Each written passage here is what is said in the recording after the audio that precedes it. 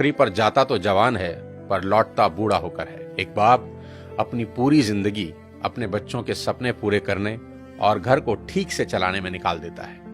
उसके जेब में पैसे हों ना हों पर दिल में हौसला जरूर होता है। खुद के लिए 500 रुपए का जूता भी नहीं खरीदेगा पर औलाद की खुशी के लिए 5000 का जूता भी उसके पैरों में पहना देगा। माँ 9 महीने बच्चों को कोख में रखकर सींचती है, पिता तमाम उम्र उसकी परवरिश खुशी खुशी करता है। आज देश भर के नौजवानों को मैं एक बात बता देना चाहता हूँ कि जिनके औलाद नहीं होती ना, वो न जाने कितने व्रत, कितने यत्न, क्या क्या जतन करते हैं। न जाने कौन कौन सी चौखट पर अपना माथा रगड़ते हैं, दर दर की ठोकरें खाते हैं और जिस पल उनकी गोद में कोई नन्हा फरिश्ता आता है ना, वो माँ बाप उसी पल से उसकी सारी जिंदगी की चिंताओं को अपने सर ले लेते हैं। शादी ब्याह, पढ़ाई लिखाई, सबकी फिक्र उसी पल से होने लगती है। माँ बाप थोड़ा थोड़ा पैसा बचा के बेटियों के लिए एक एक गहना बनाना शुरू करते हैं ताकि उसकी शादी में काम आ सके। एक बाप अपने जीवन भर के प्रोविडेंट फंड का तमाम पैसा एक झटके में हंसते हंसते अपने बच्चों को दे देता है। माँ बाप बच्चों के लिए किसी भी हद तक जाने को तैयार रहते हैं। मैं खुद 2 प्यारी सी बच्चियों का पिता हूँ और यकीन मानिए, अगर कोई मुझे गारंटी दे कि किसी पहाड़ पर चढ़ने से मेरी बेटियों का फ्यूचर सेफ होगा तो मैं बिना देर किए नंगे पांव उस पहाड़ पर चढ़ना शुरू कर दूंगा। और मेरी ही तरह दुनिया के हर माँ बाप अपने बच्चों के लिए ऐसा ही करेंगे। माँ बाप चाहे कितने ही सक्सेसफुल हों, दुनिया में किसी भी लेवल पर हों, पर जब बात अपने बच्चों की आती है तो आप सिर्फ एक साधारण माता पिता होकर रह जाते हैं। शाहरुख खान कितने ही बड़े बादशाह हैं, दुनिया उनकी सिर्फ एक झलक पाने को बेताब है। उनकी फिल्मों का बॉक्स ऑफिस कलेक्शन करोड़ों रुपए का है। वो जिस रोड से गुजर जाएं सड़कें जाम हो जाती हैं। उनकी सिर्फ एक झलक पाने को उनके घर मन्नत के आगे लोगों का सैलाब लगा रहता है। ऐसा स्टारडम किसी किसी विरले को नसीब होता है। पर जब नारकोटिक्स डिपार्टमेंट उनके बेटे को अरेस्ट करता है तो वही सुपरस्टार शाहरुख खान तमाम रिसोर्सेज होते हुए भी समीर वानखेड़े के सामने हाथ जोड़े नजर आते हैं। उनके फोन की चैट लीक हुई जिसमें वो बहुत भावुक होकर समीर वानखेड़े से रिक्वेस्ट कर रहे हैं कि आप मेरे बेटे को छोड़ दें। दुनिया का सबसे बड़ा सुपरस्टार जिसे दुनिया झुका ना सकी, औलाद के 2 आंसुओं ने उसे तोड़ कर रख दिया। पिता होना इतना मुश्किल है। राजा दशरथ बहुत पराक्रमी राजा थे। उनके पराक्रम का डंका तीनों लोकों में बजता था। जब देव और दानवों के बीच युद्ध हुआ तो खुद भगवान इंद्र राजा दशरथ से मदद मांगने आए। दानवों की सेना जिस राजा दशरथ के नाम से कांपती थी, उन्हीं राजा दशरथ ने अपने पुत्र राम के बिछड़ते ही अपने प्राण त्याग दिए। इतने पराक्रमी राजा भी पुत्र मोह से ऊपर ना उठ सके। पिता होना इतना मुश्किल होता है। महाराजा दशरथ हो या शाहरुख खान और ना जाने कितने ही लोग, पूरी दुनिया के सामने कुछ और होते हैं, पर बात जब अपनी औलाद की आती है तो सबकी पर्सनैलिटी के अलग एंगल देखने को मिलते हैं। माँ बाप होना इतना मुश्किल है। सिर्फ पिता ही नहीं, माँ का कर्ज तो मरकर भी नहीं उतारा जा सकता। बच्चे का मलमूत्र माँ बाप के अलावा कौन साफ कर सकता है, और ऐसा वो खुशी खुशी करते हैं। इसलिए शायद भगवान ने माँ बाप की पूजा खुद से भी पहले बताई है। बच्चा बीमार होता है तो नींद माँ को नहीं आती। माँ बड़ी अद्भुत है। वो बच्चे के रोने के अंदाज से समझ आती है कि भूखा है या पेट में दर्द हो रहा है, क्योंकि बोल के तो बच्चा समझा नहीं सकता। प्रसव पीड़ा इस दुनिया के सबसे बड़े दर्द में है, जिसे हर माँ खुशी खुशी सहन करती है ताकि एक नवीन जीवन धरा पर आ सके। कहते हैं कि 20 हड्डियों के एक साथ टूटने के बराबर जितना दर्द होता है ना, उतना ही दर्द एक माँ को होता है एक बच्चे को जन्म देते हुए।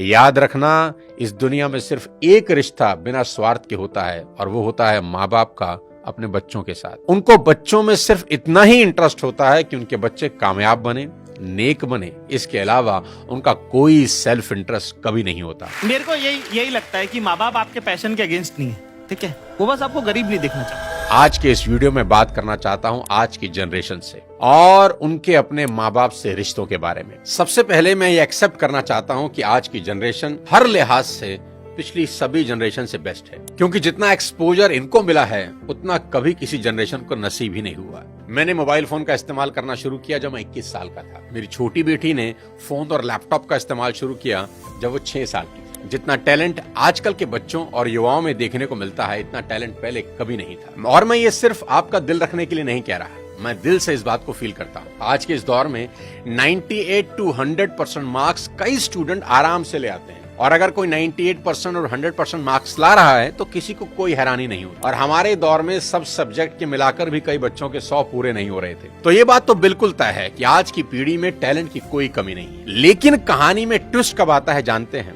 जब बच्चे 14 से 20 साल की उम्र में होते हैं। अब इनके हार्मोन्स जम करने लगते हैं, और इसका सबसे गंभीर असर ये होता है कि ये हार्मोन्स बच्चों को पेरेंट्स से दूर कर देते हैं, क्योंकि इस उम्र में बच्चों को चाहिए आजादी, और माँ बाप वो आजादी देते नहीं, क्योंकि वो जानते हैं इस तरह की आजादी के लिए ये उम्र सही नहीं है। तो पेरेंट्स रोकते हैं, समझाते हैं, उनको पता है ये उम्र फिसलने वाली है, यही वो उम्र है जिसमें फ्यूचर बन भी सकता है और बर्बाद भी हो सकता है। अब यहां बच्चों को लगता है कि यही दो लोग मेरे दुश्मन हैं। यहां बच्चे अब माँ बाप से झूठ बोलना शुरू कर देते हैं, चीजें छुपाना शुरू कर देते हैं। बच्चों को अब दोस्तों के साथ रहने में ज्यादा मजा आने लगता है, अपने ही माँ बाप अब दुश्मन दिखाई पड़ने लगते हैं। अगर किसी बात पर माँ बाप डांट दें तो आजकल के बच्चों का एक फेवरेट डायलॉग है, आवर पेरेंट्स आर आउटडेटेड। पापा आप सठिया गए हो। और अगर बच्चे ऐसा कर रहे हैं तो मुझे इसमें कोई हैरानी की बात नजर नहीं आती। ये नेचुरल है, सभी करते हैं। 25-30 साल पहले हम भी यही करते थे, और आज के कोई 25-30 साल के बाद इनके बच्चे भी ठीक इसी इंटेंसिटी से ऐसा ही करेंगे। ये साइकिल चलता रहेगा। अरे आपको दिक्कत क्या है हमसे? कम से कम हम कोशिश तो कर रहे हैं ना।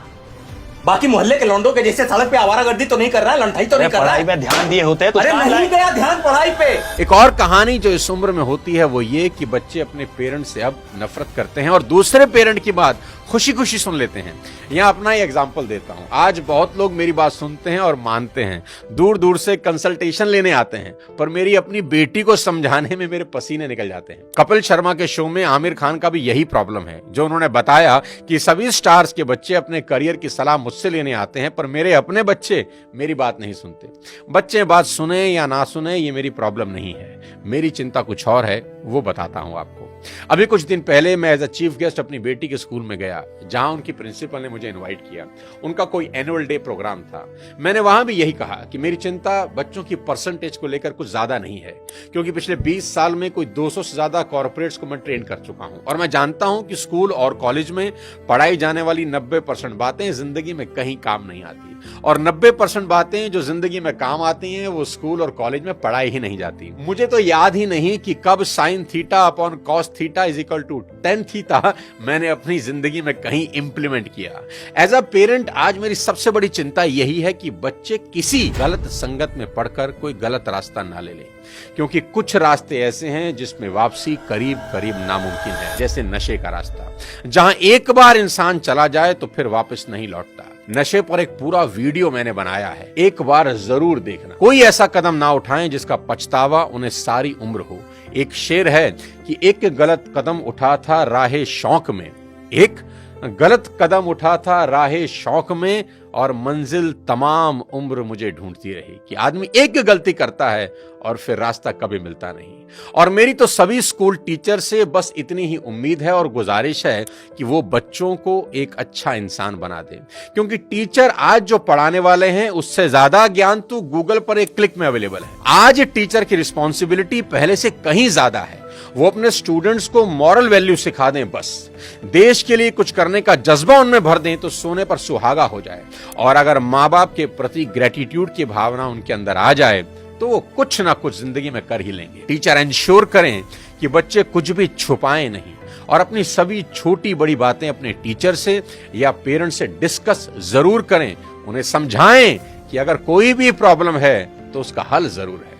आज की बेहद होनहार जनरेशन से इतनी ही रिक्वेस्ट करना चाहता हूं कि पिता की इज्जत राम की तरह करना, कि पिता के वचन पूरे करने को जीवन के 14 बरस कठोर वनवास में गुजार दिए उस व्यक्ति ने, और वो भी खुशी खुशी। आपके माँ बाप को आपसे कुछ नहीं चाहिए, वो तो अपने जाने के बाद अपनी सारी प्रॉपर्टी संपत्ति आपको ही देकर जाने वाले हैं। देश के हर युवा से कहना चाहता हूं कि आज से 3 चीजें रोज करना शुरू कर दें, अगर अब भी नहीं कर रहे। सबसे पहले रोज कम से कम 30 मिनट अपने पेरेंट्स के साथ जरूर गुजारें। इधर उधर की कैसी भी बातें करें, खुद हंसें, उन्हें हंसाएं, कोई जोक सुनाएं, उनसे उनकी कोई पुरानी यादें ताजा करवाएं, उनके स्कूल कॉलेज की बातें करें, कुछ किस्से पूछें उनसे, कैसी भी बात करें, पर बात करें, देखना वो अपने स्कूल कॉलेज के किस्से बताएंगे ना, जब उनकी आंखों में चमक आनी शुरू हो जाएगी। क्योंकि दोस्त, जैसे जैसे आप बड़े हो रहे हैं ना, आपके माँ बाप बूढ़े हो रहे हैं और ये समय फिर नहीं आएगा। उनके जाने के बाद बड़ा अफसोस होता है कि काश ये कर लेता, वो कर लेता। उनका कर्ज सारी जिंदगी नहीं उतार सकते, पर अपना समय उनको देकर उस कर्ज का इंटरेस्ट जरूर भर सकते हैं। मुनव्वर राणा का एक शेर है कि लौट कर जैसे भी हो ऐ जाने पिदर आ जाना, लौट कर जैसे भी हो ऐ जाने पिदर आ जाना, ऐसी वैसी जो खबर सुनना तो घर आ जाना, और वक्त रुखसत हमें इज्जत से सलामी देने, जब डुबोने लगे दरिया तो नजर आ जाना। आस पास ही रहना अपने माँ बाप। दूसरी बात, भूल कर भी उनसे ऊंची आवाज में कभी बात ना करें। उनको कभी ये एहसास ना हो जाए कि अब हम बूढ़े हो रहे हैं, कमजोर हो गए, इसलिए हमसे ऐसे बात की जा रही है। याद रखना, आपकी वजह से उनकी आंख से निकला एक आंसू आपकी तमाम जिंदगी बर्बाद कर सकता है। माँ बाप तो फिर भी माफ कर देंगे, पर वो माफ नहीं करेंगे। तीसरी सबसे इंपॉर्टेंट चीज, बिना माँ बाप के पैर छुए घर से मत निकलना। अपने दिन की शुरुआत उनका आशीर्वाद लेकर ही करना। मैं आपको ये अपने पर्सनल एक्सपीरियंस से बता रहा हूं कि ये एक ऐसा सुरक्षा कवच है जो आपको बड़ी से बड़ी मुसीबत से बचा देगा। दिल से दिए उनके आशीर्वाद को भगवान भी नहीं टाल सकते। बस ये 3 चीजों पर अमल करना शुरू कर देना मेरा दोस्त। मेरा दावा है देवता भी आपको आगे बढ़ने से नहीं रोक पाएंगे। मैं चाहता हूं कि आप इस वीडियो को पूरे देश के नौजवानों को भेज दें, हर माँ बाप को भेज दें। हर माँ बाप अपने बच्चों के साथ बैठकर ये वीडियो जरूर देखें। बच्चे अपने माँ बाप के साथ बैठकर इस वीडियो को देखें। बहुत सी चीजें हम रोज शेयर करते हैं व्हाट्सएप पे, यूट्यूब पे, यहां वहां से, पर आपसे रिक्वेस्ट है कि इस वीडियो को पूरे देश में शेयर कर दें और मिलकर भारत को एक बेहतर भारत बनाएं। अगले किसी और वीडियो के साथ फिर आपसे मुलाकात करूंगा। तब तक अपने स्वास्थ्य का ध्यान रखिए। Thank you so much. जय हिंद।